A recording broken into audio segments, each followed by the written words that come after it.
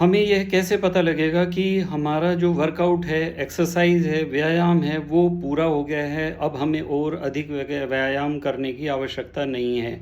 How we will know that our workout is we have done a sufficient workout and now it is time to cool down? देखिए, बहुत सारे incident अभी recent past में और last year corona के time में भी और उसके बाद भी ऐसे हुए हैं जिनमें कि वर्कआउट करते हुए ही जो है मिसहैपनिंग हो गई।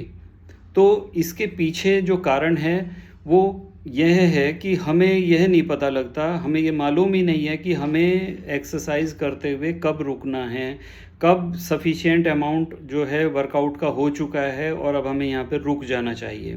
तो आयुर्वेद में इसके लिए बहुत एक अच्छा इंडिकेशन दिया हुआ है, एक सिग्नल दिया हुआ है जिससे कि हम पहचान सकते हैं कि हमें कब जो है अपना वर्कआउट हमारा पूरा हो गया और हम उसको खुद ही डिसाइड कर सकते हैं। तो आयुर्वेद के अनुसार जो है अर्ध बल परिश्रम जब हमारा पूरा हो जाए तो समझिए कि हमारा जो है वर्कआउट पूरा हो गया।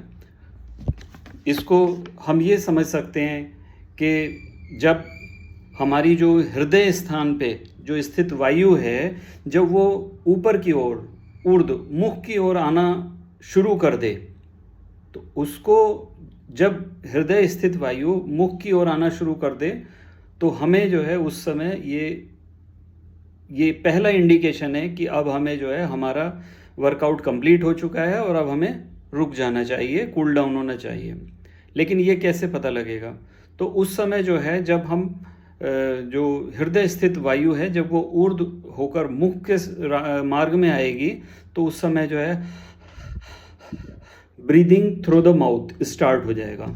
Means when vat of heart region it starts moving in upward direction and it reaches the mouth, then we starts taking breathing through the mouth.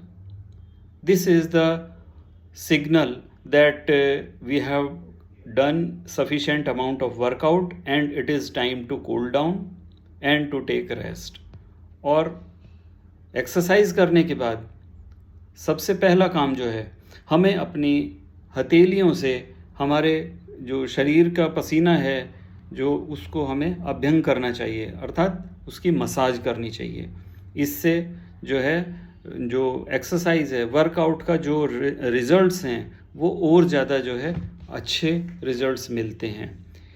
इसमें एक चीज़ ये भी हमें ध्यान रखनी है कि कुछ लोग इंडिकेशन बताते हैं कि माथे पे पसीना आ जाए, कानों पे पसीना, नाक पे पसीना, ऐसे भी कई जगह रेफरेंस मिले हुए हैं।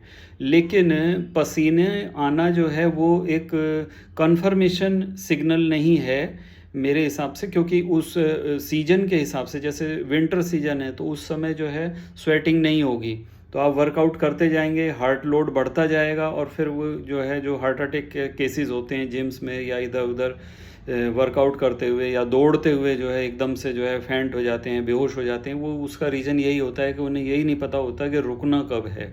तो रुकने का इंडिकेशन जो है पसीना उतना अच्छा नहीं है। गर्मी में यदि आप वर्कआउट कर रहे हैं तो वर्कआउट करने से पहले ही आपको पसीना आ रहा है, तो इसलिए जो स्वेटिंग है, जो पसीना है, that is not the a good